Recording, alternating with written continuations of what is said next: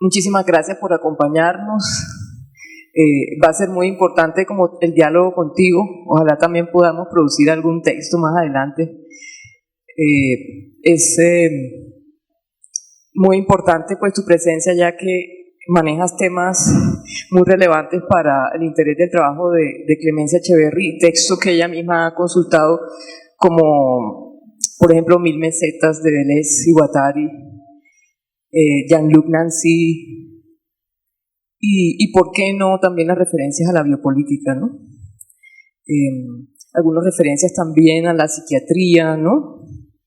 Quizá algo que tenga que ver con el inconsciente, negándolo, pero también reforzando una idea de la latencia de ciertas imágenes y recuerdos traumáticos que hay ahí muy fuertes, la presencia del fantasma de Derrida, bueno, todos temas de filosofía política que tú manejas también. Entonces ahora vamos a poder discutir. Y Clemencia, pues, para que nos cuente, aprovechando pues de que este trabajo está recién salidito del horno, nos cuente como su experiencia en el proceso tan difícil con esos animales, ¿no? Los nóctulos, y como su lugar de enunciación en el proyecto, su filiación sentimental, afectiva, con la zona donde es hecho el trabajo, que es en Caldas, de donde ella es oriunda, y todos los problemas de violencia que ella misma y su familia han vivido. Entonces, quizás es una experiencia única que tenemos hoy para conversar esos temas con Clemencia. El proyecto de Nóctulo aparece de una manera muy feliz, después de tantos años de Clemencia estar trabajando el espacio, realmente un énfasis casi en una escultura de video, ¿no? Eso muy pocas veces hemos visto como esa figura, ¿no? Esa imagen de un video escultórico. Aquí creo que es un recurso que usa Clemencia muy bonito y que me gustaría que ella más adelante también nos hable un poco de eso. El espacio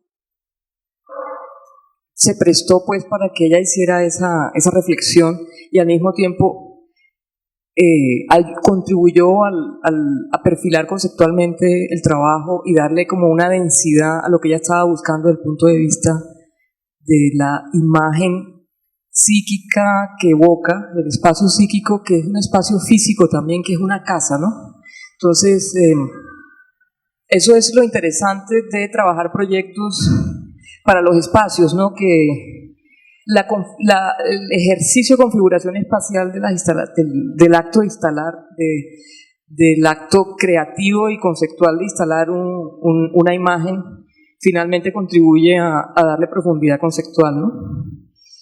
Y entonces lo que vemos aquí es una bioinstalación sonora con un gran énfasis en los recursos del sonido que ha venido indagando tanto tiempo Clemencia, que aquí son fundamentales porque precisamente lo que evoca el nóctulo es ese no sonido que lo hace tan intenso, ¿no? La ausencia de sonido es la que hace que sea tan intensa la relación con ese sonido que ella logra hacernos audible, ¿no?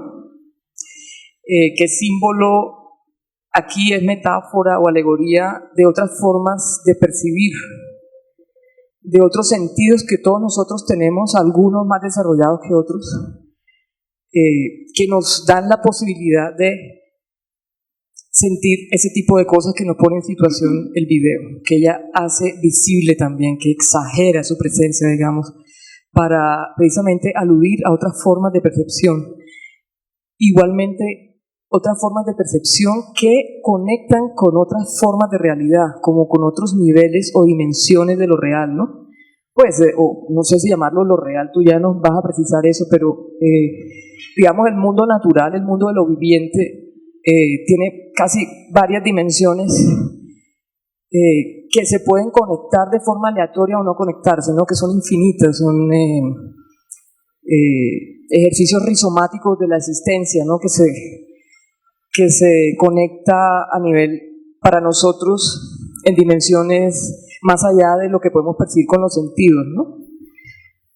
Todo eso creo que el trabajo de instalación que hay aquí alcanza a señalar, porque finalmente lo que busca está buscando respuestas en si hay posibilidad de cerrar un proceso traumático, como lo que hemos vivido en Colombia, pues que además no es un tema local, la violencia es un tema del ser humano, ¿no? Y tan antiguo, pero que, digamos, la referencia inmediata que tiene Clemencia es a Colombia, ¿no? Esa zona de Caldas, a esa zona rural específica. Y una de las preguntas que se hace es si es posible sellar procesos de trauma, si es posible regenerar, ¿no?, la vida. Y efectivamente el video, a pesar de su oscuridad, todo el tiempo está tratando de encontrar una luz, ¿no?, un camino hacia la luz y hacia la vida, ¿no? La simiente está permanentemente apareciendo, la semilla que va dejando el nóctulo. Y ese sonido feliz, como una cascada de vida, ¿no?, que suena permanentemente también con frecuencia del aleteo del animal. Entonces, precisamente trata de indagar si es posible encontrar procesos de cerrar procesos de trauma, a través de quizás esas retículas que logra dibujar ahí en esos hermosos dibujos, pinturas que hay ahí en el fondo y que son una presencia muy importante en el video en forma de huellas o rastros que va dejando la caca del nóctulo. Son precisamente poros mayas que nos comunican hacia otras dimensiones de la vida, ¿no? Que siempre busca su curso y quizá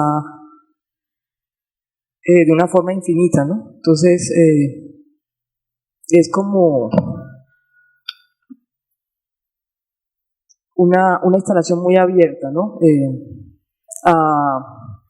A ponernos en una situación más de sensaciones y de percepciones que no manejamos con la razón, que alguna vivencia de tipo más emocional o que tenga que ver con información o con estructura de la realidad. Es más un estado de contemplación, digamos, en lo que nos conecta a esa obra. No sé, ¿empiezo con Clemencia? Sí. ¿Cómo ves tú eso del espacio psíquico en la pieza? No, primero agradecer a la Galería ANC por estar aquí, por permitirme conversar con estas dos amigas sobre Nóctulo. Esto parece el trabajo es de Clemencia, pero siempre alrededor de Clemencia hay una especie de banda, de manada. El murciélago nunca está solo, siempre viene. Eso dicen de los vampiros, ¿no? El vampiro no siempre es una multitud. Entonces, el vampiro es un tipo murciélago. Nóctulo es otro tipo de murciélago. El vampiro parece la imagen de la muerte, de la eternidad insoportable. Nóctulo tiene algo que ver con la vida que pulula, en el límite con la muerte, pero por lo menos en la obra. Pero Nóctulo tiene que ver más con esto del cuento de las semillas. Ya volveremos sobre eso, pero lo que digo es que alrededor de Clemencia siempre hay una manada, unos amigos, y me alegró mucho que Juan Carlos Arias estuviera participando en el video, que tú fueras la curadora, que bueno, en fin, esto siempre hay un combo de gente tratando de pensar en la obra de Clemencia, por un lado o por el otro, como sucede en los textos de ella, ¿no? Donde siempre encontramos a María Belén, a Gustavo Gómez, a no sé qué. Entonces, pues, espero que ustedes hagan parte de esta banda, manada, en fin, alrededor de Murciélago. María Belén me interpela con una cosa de ridícula. No puedo dar cuenta de tanto, pero puedo decir puedo decir algo respecto de sí, lo del inconsciente.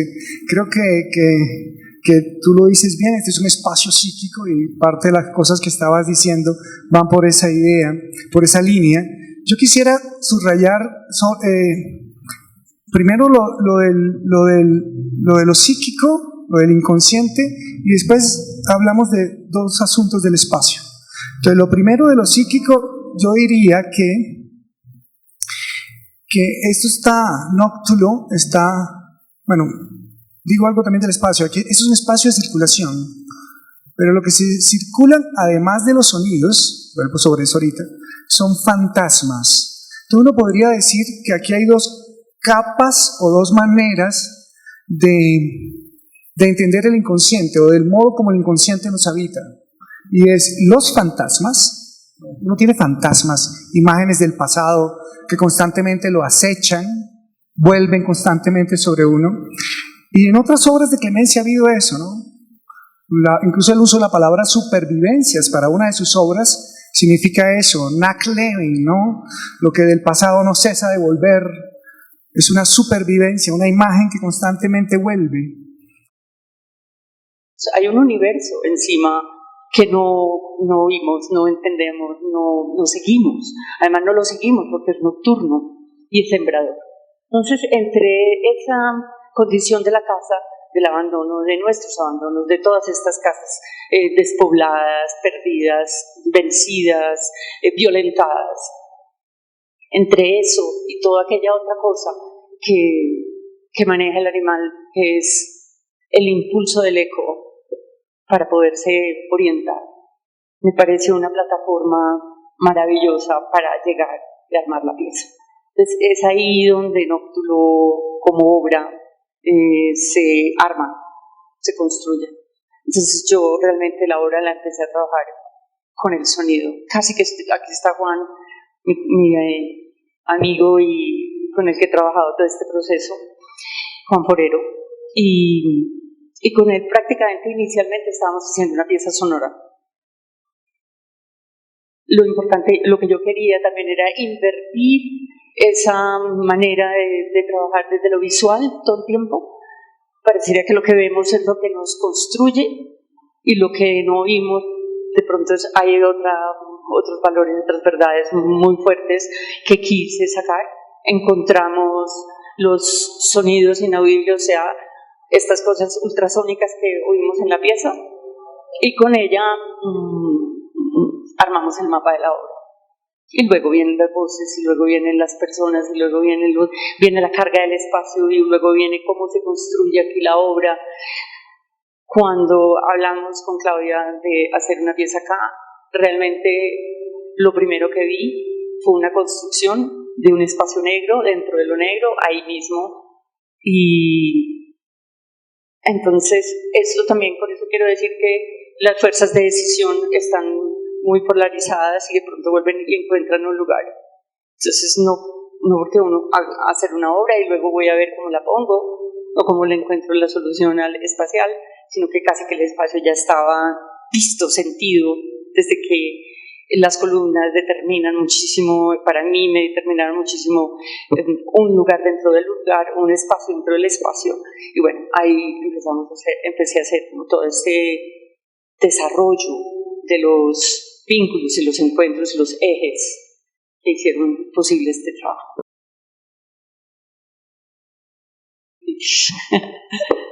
Sí, realmente eso que estamos hablando es el énfasis es un espacio psíquico, pero nosotros conocemos lo psíquico a un nivel muy puritano, digamos, ¿no? Muy, muy limitado, hasta que vienen estos locos en los 80 a rompernos toda esa relación del inconsciente que propone Freud y abren la posibilidad realmente de que lo viviente devenga todo el tiempo, ¿no? O sea, incluso los componentes de la subjetividad son como todas esas mallas que vemos ahí, esas mallas de poros múltiples, vienen a ser infinitas umbrales o puertas a devenires, ¿no? Incluso aquí podría haber la posibilidad de un hombre devenir animal, que habla de Les Iguatari, por ejemplo, en ese nóctulo, que es una presencia tan fuerte. ¿Tú cómo me ayudas ahí? Cierto. Ya vuelvo sobre esto, pero quisiera hablar un poco del espacio. Como espectador, ¿no? Es una especie de guante. Clemencia me dijo, estoy trabajando sobre una casa. Y entré antes de ver el video y claro, hay imágenes de la casa, pero yo decía, la casa quedó por allá. Esto es lo que quedó, esto es un cubo. Y entonces se me vino pues la cosa, a mí se me pareció más del inconsciente, ¿no? La casa también tiene que ver con eso, lo que uno habita es una casa, incluso tiene que ver con el inconsciente de uno, la relación, y una casa abandonada más. Pero bueno, pero la sensación de entrada, antes de ver las imágenes, algunas de esas imágenes sí corresponden a casas, porque hay unas personas en una sala, hay una ventana, en fin, una pared, todas estas cosas de una casa abandonada que se va llenando de matas, la caducidad es el tiempo de una casa, digamos. Es una casa que ha caducado, las casas, pero no porque uno las continuamente, no es una casa que tiene tiempo porque uno la va cuidando, ¿no? Como la casa de los abuelos que uno preserva, no, es una casa abandonada. Entonces la casa abandonada está llena de grietas, en este caso está abandonada, pero la terminó poblando los murciélagos, y los murciélagos la terminaron poblando de huellas. Pues hay animales, pero también hay huellas y huellas que se multiplican ahí. Y entonces esta casa abandonada, que se va deteriorando, también al mismo tiempo es poblada, digamos, de nuevas vidas, de vidas pululantes. Y está abandonada, que pues, digámoslo ya, el abandono aquí tiene que ver con un acto de violencia, que los habitantes se han ido, solo quedan sus fantasmas, pero quien la habita ahora, es toda la razón, estos nuevos vivientes, que además depositan, en su caca es especial, porque su caca está llena de semillas, y en la noche viajan para fertilizar los campos con esas semillas. Son dispersores de vida. El murciélago es un dispersor nocturno de vida, la hora nocturna en la que todo el mundo está durmiendo. Ellos no. En la hora, Hegel decía que le gustaba la lechuza, ¿no? Porque la lechuza, decía que la lechuza era el animal de la filosofía, porque era cuando ya todo había pasado, la lechuza levantaba su vuelo. El murciélago es otra cosa.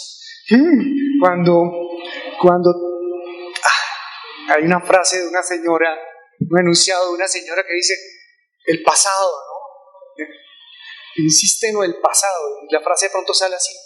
Está acá una voz de una mujer que se refiere al pasado. Ay, el pasado, hay que pensar el pasado. ¿Cómo pesa el pasado? Es demasiado el pasado.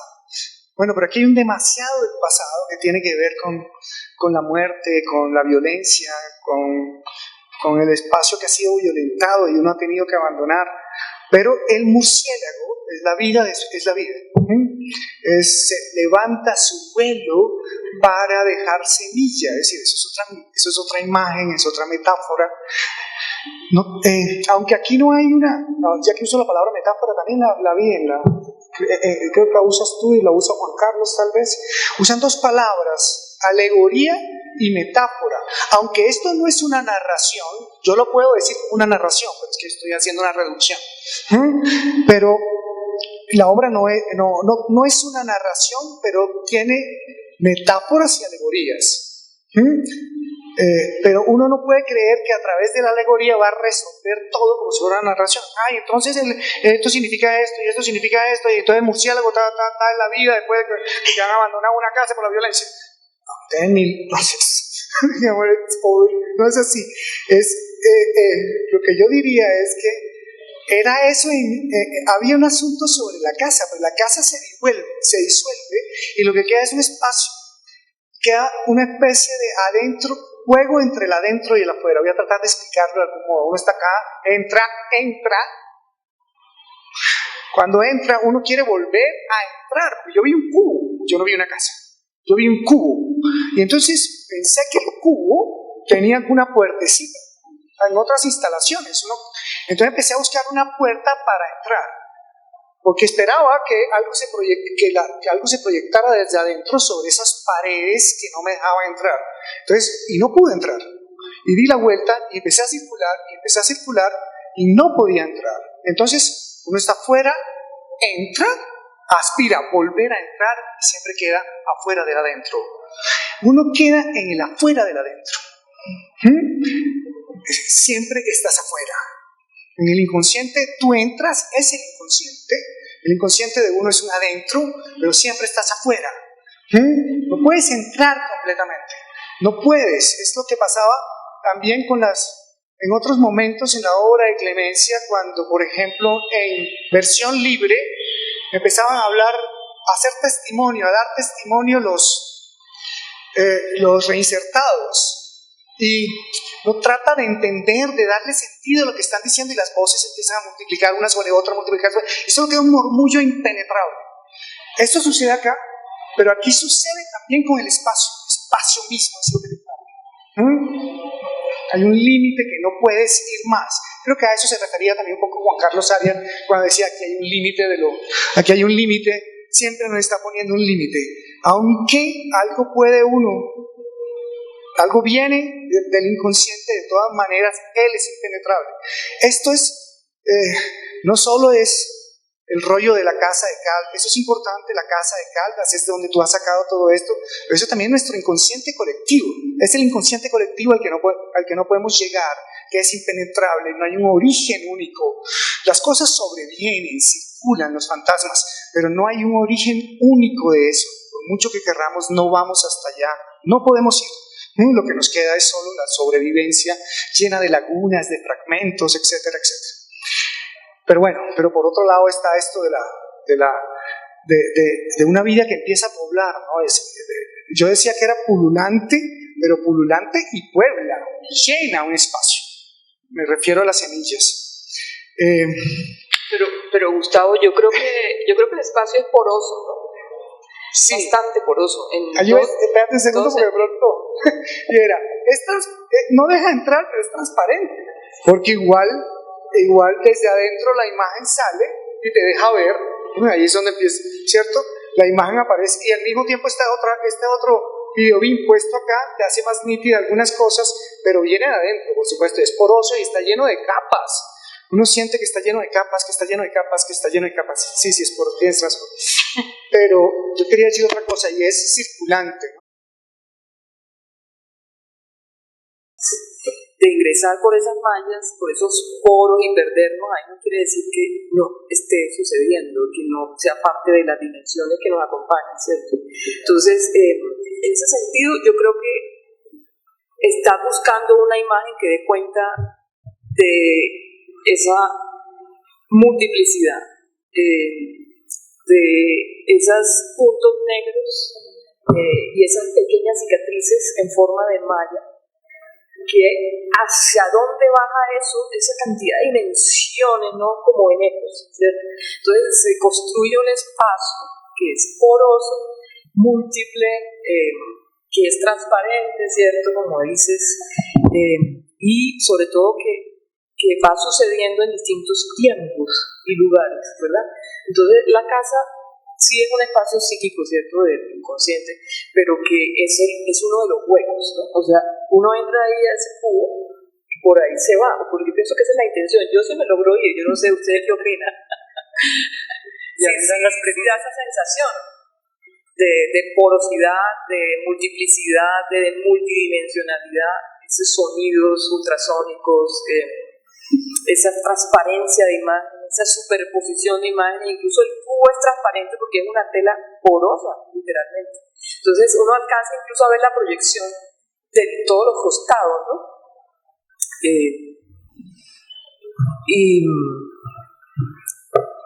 el sonido también, ¿cierto? Muy difícil, muy difícil. O sea, esa es la propuesta. Es lo que he querido hacer y quizá, pues, no sé si realmente en la obra está. Una cosa es lo que uno se propone, lo que vamos enlazando en la comprensión, lo que vamos como estableciendo como las potencias y las posibilidades de la obra. Y yo creo que a uno lo que le queda también en esta conversación y sobre todo como lúcidas miradas a la obra es que todo eso habría que hacer. O sea, hay que cumplir con algo que se está proponiendo en la pieza. Hay que seguirla trabajando, hay que seguirla, porque esa dimensión a la que tú aludes de lo superior, de lo que no alcanzamos, de ese otro mundo cargado de vida, que realmente somos demasiado territoriales, demasiado inmediatos a la comprensión y al tratar de descifrar lo que cotidianamente vivimos. Esas otras dimensiones a las que te refieres son bien complejas y bueno, yo creo que a través de haber investigado la estructura de este animal, que un poquito esta propuesta tuya de hablar de devenir animal, es muy, muy interesante. Yo creo que eso se quedan, ¿no?, puntos para continuar. Sí, es como una posibilidad de libertad o de crecimiento, de poder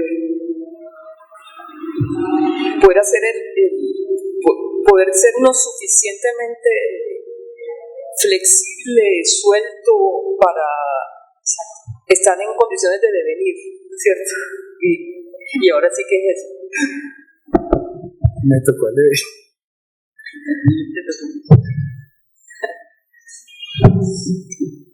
Devenir no es volverse algo. Devenir es la posibilidad de ser afectado por algo que se deviene, y en ese ser afectado uno ya no es el mismo, pero no significa parecerse a. Tú dices, en la obra de Clemencia Echeverri hay un devenir murciélago, no se refiere que haya una mímesis del murciélago, sobre todo en esta menos, sino que hay, a pesar de la alegoría, no, eso no es un a pesar, conforme la alegoría, a través de la alegoría se da el devenir, porque por lo general se supone que como hay que eliminar todos los elementos de la mímesis, de la representación, los artistas se plantean eso y los estetas también. ¿Cómo hago para que la obra no sea representativa? No simplemente sea una narración de un evento, de una casa abandonada. ¿Cómo hago para que no sea simplemente la expresión ni la representación de la violencia ni la expresión de lo vivido por mí mismo? ¿Cómo hago esto? Porque esos son obstáculos del arte, la expresión y la representación, no solamente la expresión personal o la representación, la narrativa. Entonces el arte contemporáneo dice que ir más allá de estas dos cosas, entonces se plantea estos problemas. Entonces puede utilizar alegorías, puede utilizar símbolos, puede utilizar, cuando la obra es buena, cuando es una cosa ahí de ametralladoras y ya pues vale, caminamos 5 minutos y ya no estaríamos hablando tanto. ¿Cuántas veces se va a hablar de la obra que existe? Yo diría que yo usaría de las miles de palabras que he usado del desigualtario para referirse a esa tesis, a ese concepto casi que ellos desarrollan en 1000 mesetas, que es de devenir, que es tan difícil de comprender realmente. Es de contagio, ¿cierto? Sería como un contagio a nivel incluso molar, para seguirte de acuerdo a ti, que nos permite dar una transformación, digamos una mutación o lograr conectarnos con otras formas que persisten en otras dimensiones, digamos. O sea, sería como una especie de posibilidad de regeneración a niveles muy profundos, digamos, ¿no? Entonces, esa sería para mí una imagen potente de Nocturno. Sería como el poder contagiarse con esa capacidad ¿cómo dices tú?, de dispersión de lo viviente, ¿no? Como, o de conectarse con esas otras dimensiones. Hay polares. Hay esta cosa del sonido ya es, sobre todo porque Nocturno no es precisamente una forma. Yo le hice un chiste. Sabía que me dijo, o te hagas ese chiste mañana, no te perdono más. y cuando me invitó a hablar de Nocturno, Yo dije, voy a hablar de la baticueva de Clemenceau. Sí, me dijo, si haces ese chiste no te veo del todo. Entonces, Batman es una forma. Es una forma. Un símbolo y una forma. Esto no. Esto es sonido, mapa. ¿Ves? Cuando uno imita algo, imita una forma. Cuando uno deviene algo, es una contagio, transmisión de afectos, de potencias. La potencia de orientarse en el espacio produciendo ultrasonidos. Entonces, aquí se hace audible ese autosonido. Eso es lo que te afecta. Lo que te afecta es el murmullo, lo que te afecta son las semillas. La dispersión de las semillas son las potencias de dispersión, de orientación en el espacio, de viajar en la noche. Es una potencia. Y lo de la cueva. Ya sin chiste ni nada, es una cueva, una casa, una cueva abandonada en el que deja huellas. Entra, sale, circula y deja huellas. Entonces digamos que es esa potencia en la que uno deviene y es afectado por eso. Ya no sé, es el mismo frente a ese animal. Y ahora la alegoría. ¿Cómo pensar un futuro político una vez uno ha devenido murciélago como dispersor de vida? Eso es otra cosa. Que digamos que queda abierta en la frente a los fantasmas que no dejan de acecharnos. El fantasma de lo peor, dice ahí, ¿no? Las voces dicen lo peor, el fantasma de lo peor, ¿no? Que siempre van a volver de una u otra manera. Lo peor también vuelve, siempre lo bueno. Los fantasmas que más angustian y acechan son los fantasmas de lo peor, los fantasmas de la violencia que no cesan de volver. En múltiples maneras, con pasos sin paz, el fantasma de la violencia no cesará de volver. Ingenuos no somos. Bien, pero de todas maneras hay algo más, es que entre el juego entre la política se juega entre la vida y la muerte.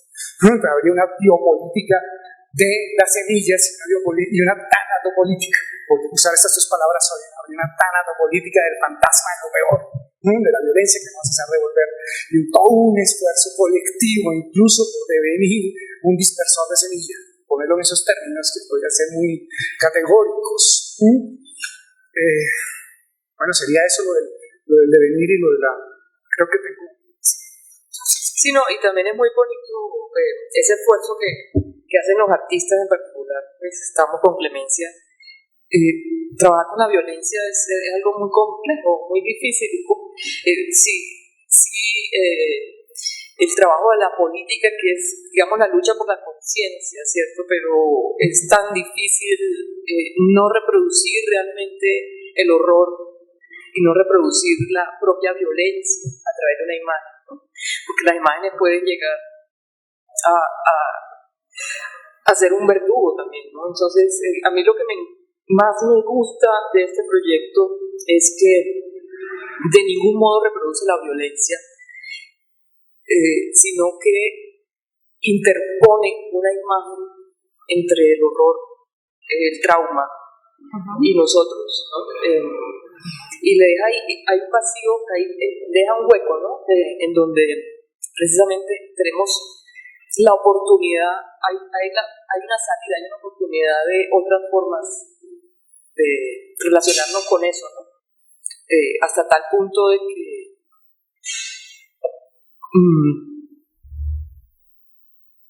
puede llegar a ser muy abstracto.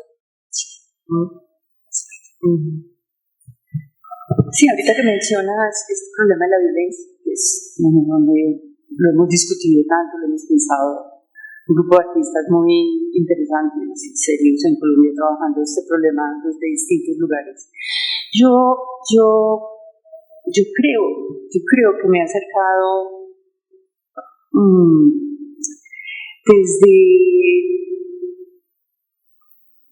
desde el vacío, un poco como desde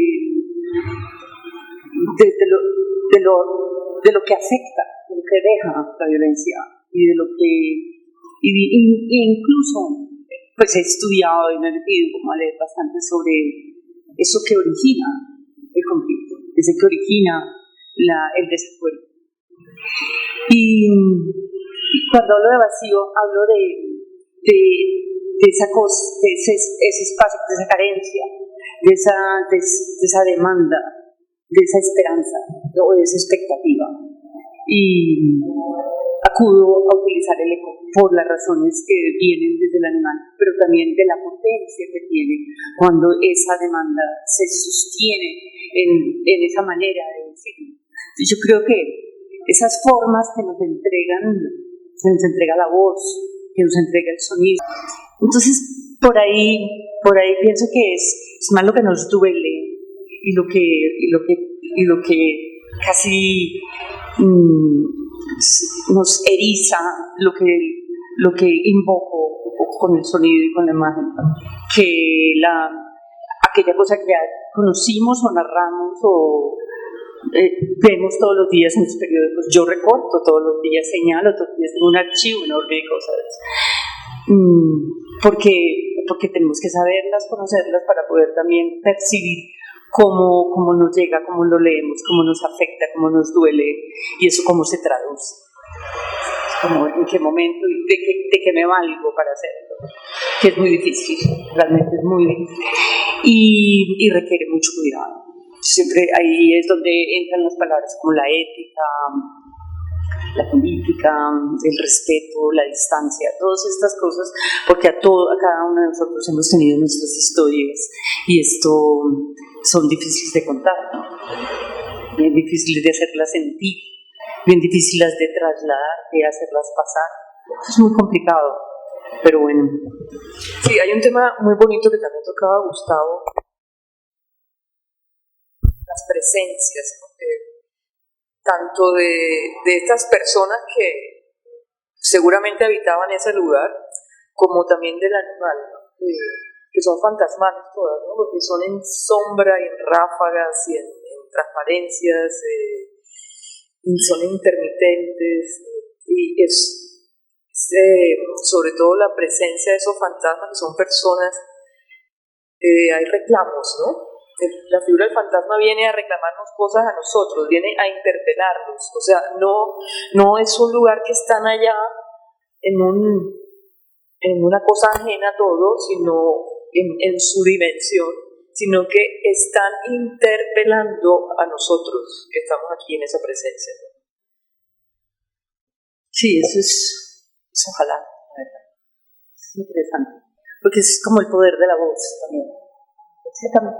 Hay una cosa con el sonido que lo hablaba con Gustavo, casi siempre cuando entra a estos momentos de instalación intenta ver el sonido, lo deja en un segundo plano, luego lo recoge, tal vez lo acerca y al fin lo construye con la obra, es muy, muy lento. Entonces, la voz en su verdadera conexión, en su verdad, en su capacidad de transmitir un momento, una demanda, es totalmente fuerte. Eso atraviesa las conciencias de una manera horrible. Y posiblemente no se trata de todo lo que dice la voz, sino cómo la voz se expresa. Y puede ser una cosa tan corta que hable de tanto de lo que nos ha pasado, de tantos años que se han transcurrido con este, digamos, conflicto. Y no necesitamos volver a decir y volverlo a repetir. Sí es el poder del ser humano comunicando una demanda y una carencia. Es muy fuerte. Termino con esa voz que reclama se vuelve eco, ¿no? Que se pierde. Hay un reclamo, la niña se fue a la guerrilla, eso es un reclamo. La niña se fue a la guerrilla, aunque no parezca. Hay otro, miedo, estábamos arrinconados, nos habían arrinconado. 120 vacas que asesinaron, incendiaron el pueblo, incendiaron la casa. Estoy recordando lo que uno, pero fuera de eso lo interesante es miedo, es decir, la voz va y se pierde, pero también es seco, ¿no? No deja de volverla, así como es la alegoría, así como la voz del murciélago va y regresa para él orientarse. Aquí el fantasma sonoro es una voz que va, se vuelve eco y regresa para asediarnos. Como un murmullo, además. En algunas ocasiones está el enunciado, claro, a la niña se le llevaron a la guerrilla, tal cosa, pero de pronto, miedo. No, y esto es un espacio de eso, donde se sobrepone un devenir animal y unas voces sociales, así que son humanas, las voces del humano. Entonces, y precisamente eso es el devenir, son los devenires animales de lo humano, de las voces. Entonces yo creo que ahí es donde está la sobreposición, el devenir, el juego, el dejarse afectar por unas voces que terminan siendo también un mapa inconsciente de un devenir animal. No sé si yo creo que yo juego bien. Okay. Bueno, podemos terminar. En tu caso, creo que eso es lo que hace una obra de arte. No cierra, por el contrario, nos conecta con la posibilidad de otras formas de conocer, otras formas de entender y de percibir la realidad, ¿no? Que creo que este es un muy buen ejemplo de una obra de arte. Muchas gracias. Gracias, muchas gracias.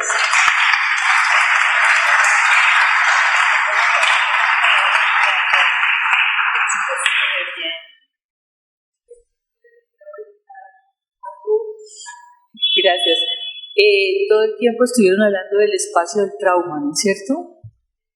¿Hay conciencia del trauma cuando se trabaja?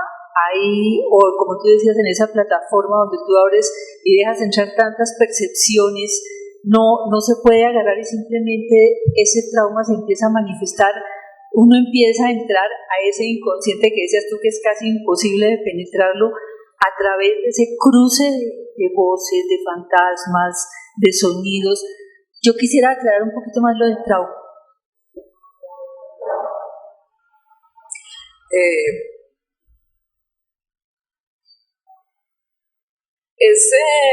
El trauma es, digamos, una situación psíquica muy fuerte, que es tan fuerte que la memoria se borra, aparentemente. Tú ves que el trauma no solamente borra las imágenes y los recuerdos, sino también la posibilidad de hablar. Como decía Walter Benjamin, el horror ha causado que la gente no pueda tener más experiencias y la gente no pueda narrar, ¿no?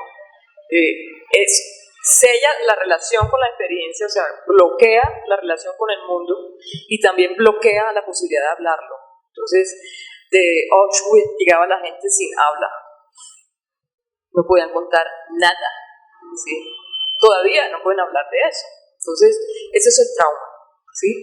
Pero el trauma sigue latente en un lugar oscuro, recóndito, que puede ser ese lugar que está ahí. Y es la latencia, precisamente, lo que permanece como una huella imborrable en nosotros. Y que de alguna forma necesitamos deshacernos de eso, necesitamos permear por esos retículos, esos poros a otras dimensiones, porque eso nos coarta la libertad, eso nos coarta la posibilidad de crecer, incluso de reconstruir la barbarie. Me parece muy bien dicho, la verdad. Y es una acumulación. Es un estado acumulativo. Y la manifestación es muy difícil, manifestar el trauma. Yo, realmente esa es una palabra que yo se la dejo a María Belén. No, pues precisamente está tratando la obra de eso, ¿no? De ponernos en situación de entender la dureza de esa situación psíquica, de esa disminución, digamos, de la capacidad del sujeto de avanzar, ¿cierto? ¿Qué dices tú, querido? Solo añadir que el trauma es como una huella, cicatriz. Tú no la reprimes cuando dices que has reprimido el trauma. No lo dejas salir, pero lo reprimes. Mientras más lo reprimes, más lo repites. Se repite de muchas maneras. Solo quería decirlo. no va a dejar de ser una cicatriz. Nunca va a dejar de ser una cicatriz. Pero una cosa es reprimirlo y otra cosa no. También se puede dejar salir, aunque sea una cicatriz. Sí, pero además es muy importante lo que dice Gustavo, porque no se trata de borrar el recuerdo. Ese recuerdo no se trata de borrarlo, ni el dolor. Al contrario, tenemos que encontrar nuevas formas, nuevas imágenes para recordar eso. Y la cicatriz es una muy bonita imagen, ¿sí? Porque la cicatriz es muy humana.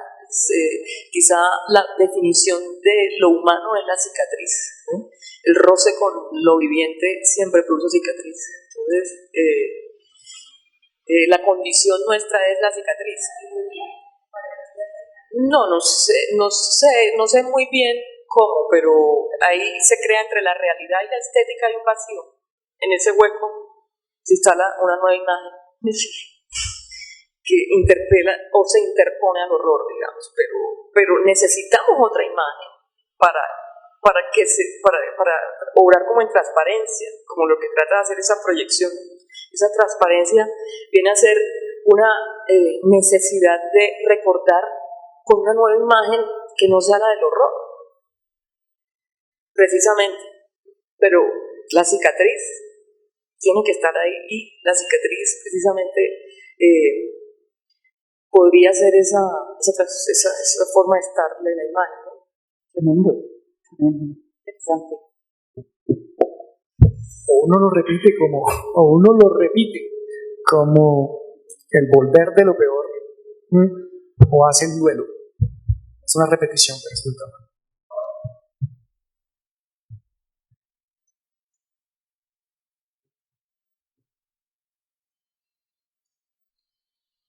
Bueno, muchas gracias. Gracias. Muchas gracias. Muchas gracias por venir.